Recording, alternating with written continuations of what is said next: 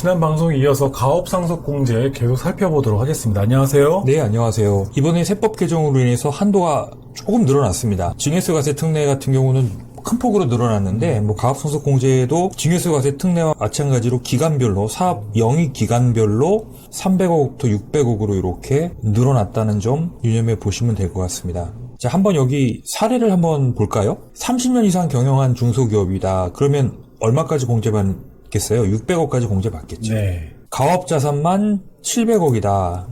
상속인은 자녀 1명이고 가업상속공제와 일괄 공제만 있는 경우다.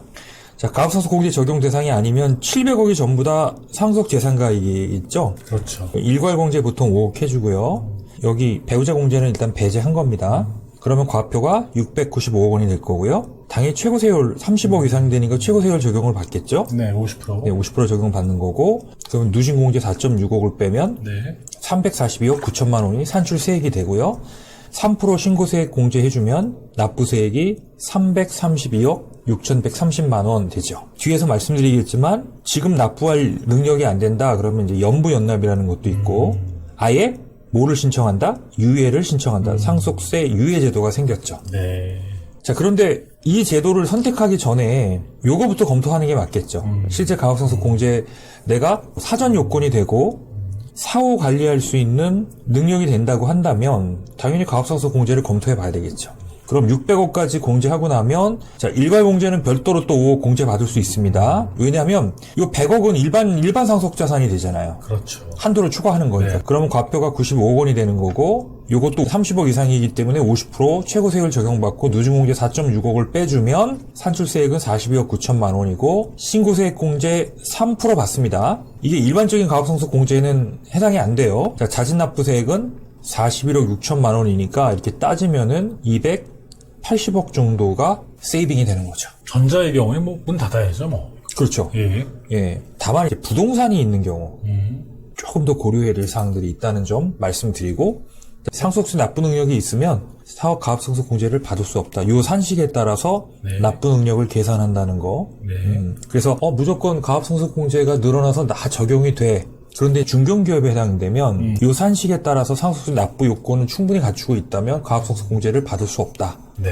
이해하시면 됩니다. 가업상속공제 요건을 검토하는 이게 체크리스트라고 보시면 됩니다. 요 한 장만 보면 되겠는데요. 그렇죠. 네. 그래서 이 체크리스트를 보시고 이제 공통된 사항이고요. 내가 중소기업이냐 중견기업이냐 네. 요건을 판단하셔서 충족 여부를 체크하시면 되고요. 그다음 피상속인의 대표이사 재직 요건, 주식 보유 요건, 상속인 요건 등을 고려하셔서 충족 여부를 체킹하셔서 전체가 다 여가 나오면 해당이 되는 거고요. 네. 이 중에 일부가 부가 나오면 이제 사전 요건에 해당이 안 될 수도 있는 거죠. 네. 가업승계 공제금액 한도가 높아졌습니다. 30년 이상 가업을 영위한 경우 500억에서 600억으로 상향되었습니다. 가업 자산이 700억인 경우 가업상속 공제 적용 여부에 따라서 약 300억 정도의 세금 차이가 납니다. 엄청난 차이죠? 사후관리에 대한 부분입니다. 가업 상속인이 상속 개시로부터 5년 이내에 정당한 사유 없이 다음 중 어느 하나의 위반 사항에 해당하는 경우에는 이제 불이익을 주겠다라는 겁니다. 예, 그렇습니다. 요게 이제 최초의 10년에서 7년에서 이번 개정세법으로 이제 5년까지 줄어드는 거죠. 네, 많이 줄어들었죠. 네. 네. 근데 줄어들었긴 했지만 네. 기업의 어떤 환경이 너무 급변하고 있기 때문에 이 숫자적으로는 줄어들었지만 체감적으로는 줄어든 것 같다고 저는 단언하기는 어려워요. 첫 번째 보시면 가업자산의 40% 이상을 처분한 경우. 근데 여기서 이제 질문이 많은 것 중에 하나가 처음에 물려받았다가 근데 매출이 줄고 해서 사용하지 않고 만약에 이걸 임대를 했다. 네. 그럼 어떻게 될까요? 임대하는 경우도 요거를 처분한 걸로 봐요. 사용했으니까. 그러니까 이제 본 목적에 사용하지 않는 거는 다 처분을 했다고 보고 요 40% 계산할 때 포함이 된다라는 거죠. 그래서 요것도 추징당하지 않는 범위 내에서 임대를 하셔야지 이 범위가 넘어가게 되면 40% 이상을 처분한 거로 간주돼서 공제받은 상속세를 추징당할 수 있다는 점에 유의하셔야 되고요. 네. 해당 상속인이 가업에 종사하지 않게 된 경우 상속인이 대표이사 등으로 아까 요건이 있었죠. 네네. 기한 안에 이사로 취임하고 2년 안에 대표이사로 취임해야 되는. 네. 근데 취임하지 않는 경우는 이제 가업에 종사하지 않은 걸로 보는 거고요. 그 다음에 가업의 주된 업종을 변경하는 경우. 그 보통 중분율 내의 업종 변경을 허용한다. 자, 그런데 이런 경우 있을 수 있지 않겠습니까? 예를 들어서 어떤 제조업이 있는데 정책 변화나 글로벌 환경 변화로 이게 다 사실은 업종 변경을 국가가 장려하는 거예요.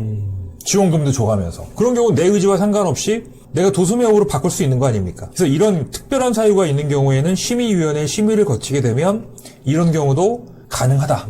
구조 조정을 해야 될 그런 상황이 아닌 경우에는 인정하기 쉽지 않겠죠. 그렇죠. 네. 그 다음에 해당 가업을 1년 이상 안 하게 되는 경우나 실적이 아예 없는 경우 포함해서 또는 폐업하는 경우에도 상속인이 가업에 종사하지 않는 걸로 보겠다. 이런 의미로 해석할 수 있습니다. 자, 옆에 보면 예시가 하나 있는데 이것도 한번 참고로 알아두시면 좋을 것 같아요. 그럼 중분류 내의 업종 변경에 어떤 예시가 있냐를 한번 볼까요? 식품 제조업을 예를 한번 들어봤습니다. 네. 자, 제분업이라는 게 있어요. 이건 이제 뭐 쉽게 말하면 뭐 밀가루 이런 거, 빠는 거. 예, 빠는 거 이런 거 말하는 거죠.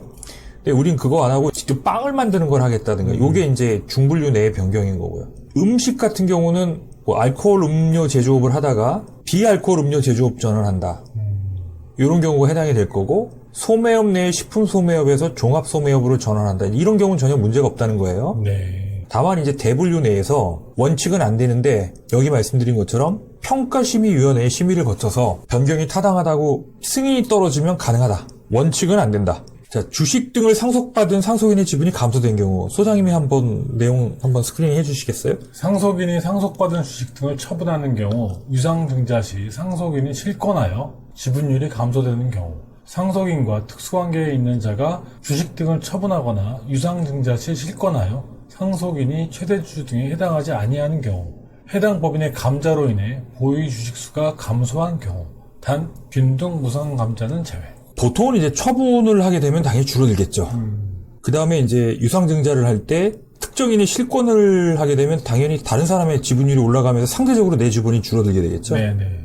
그리고 상속인과 특수관계에 있는 자가 주식을 처분하거나 유상증자하여 상속인이 최대주주였다가 최대주주의 지위를 잃게 됐어요. 네네. 그리고 감자로 인해서 보유 주식수가 감소한 경우 이건 이제 불균등 감자를 말하는 겁니다. 네. 근데 균등 감자는 상관이 없겠죠. 이거는 지분율 변동이 없잖아요. 네네. 예외가 있습니다. 여기 보시면 내가 주식을 낼 돈이 없어서 물납을 했어요. 물납으로 지분이 감소하는 경우 이건 이제 국가 정책에 부합하고자 한 거잖아요. 네네. 자, 그렇지만 어떤 경우에도 내가 최대 주주가 되어야 한다. 이 이유는 간단해요. 내가 최대 주주가 돼야 그 가업을 유지할 수 있는 의사결정권을 내가 갖고 있어야 되잖아요. 책임 경영을 할 수 그렇죠. 있으니까. 네. 기타 이제 다음에 해당하는 경우 상속 개시일로부터 5년간 정규직 근로자 수의 전체 평균이 상속 개시일이 속하던 사업연도의 직전 2개 사업연도의 정규직 근로자 수의 평균의 100분의 90에 미달하는 경우. 그러니까 요거는 이제 아시겠죠? 상속 개시일로부터 2개 사업연도, 직전 2개 사업연도예요. 그 사망 시점을 어느 정도 예측할 수 있다면 숫자를 좀 조정할 수 있을 거예요. 근데 이제 갑자기 돌아가시는 경우가 문제가 되겠죠. 예를 들어서 사세를 확장하는 시기에 근로자 뽑고 막 이랬을 때 갑자기 돌아가시게 되면 이건 이제 사후 관리에 굉장히 독이 될 수 있는 거죠. 90%에 미달할 경우로 좀 유연성을 둔 거죠. 매년 90%를 유지해야 되는 게 아니고요. 자, 처음에는 요거였다가 아니 우리 직원을 줄이고 남아있는 직원에게 급여를 더 줄 수도 있는 거잖아요. 생산성이 향상되고 하면 이제 그런 부분을 인정한 거죠. 그래서 여기 보면 동일한 조건에 총 평균 임금의 90%에 미달하지 않으면 된다. 급여에. 자, 그래서 그 세부적인 내용을 보시면 만약에 이제 우리가 보통 하다 보면 기업을 분할할 수도 있고요. 네. 다른 법인을 합병하는 경우도 있죠. 네네. 그래서 분할 후에 기업에 해당하는 경우에는 여기 승계되어 근무하는 경우 그 근로자도 분할 후에 가업에 해당하는 정규직 근로자로 본다는 거고요. 네. 그 다음에 만약에 합병하는 경우 네네. 그래서 그 법인에 승계되어 근무하는 경우 그 정규직 근로자는 상속이 개시되기 전부터 가업에 해당하는 정규직 근로자였던 것으로 본다. 네. 그러니까 분할을 하게 되면 남아있는 직원이 있고 나간 직원도 있잖아요. 네네. 이미 나간 직원도 원래 분할하기 전에 정규직 근로자로 본다는 경우고요. 합병으로 들어온 경우 근로자도 당초에 그 법인의 정규직 근로자였던 걸로 계산을 해서 이 요건을 산정한다. 이런 이해를 이해하시면 될 것 같습니다. 가업상속 공제 사후관리 요건 중 중요 사항을 다시 정리해 보겠습니다. 첫째, 가업용 자산 중 40% 이상 처분하시면 안 됩니다. 둘째, 사후관리 기간 동안 기업의 필요에 따라 중분류 내 업종 변경이 허용됩니다. 셋째, 상속인의 지분이 감소하면 안 됩니다. 마지막으로 고용 요건입니다. 5년간 정규직 근로자 수가 90% 이하가 되거나 총급여액의 90% 이하로 낮아지면 안 됩니다. 과거보다 전체적으로 사후관리 요건이 완화되었습니다. 기억해주세요. 사후관리 요건에 대해서 구체적으로 살펴봤고요. 사후관리가 워낙 중요하기 때문에 다음 시간에는 사후관리 관련된 Q&A를 살펴보도록 하겠습니다. 오늘 방송 네, 수고하셨습니다. 고맙습니다.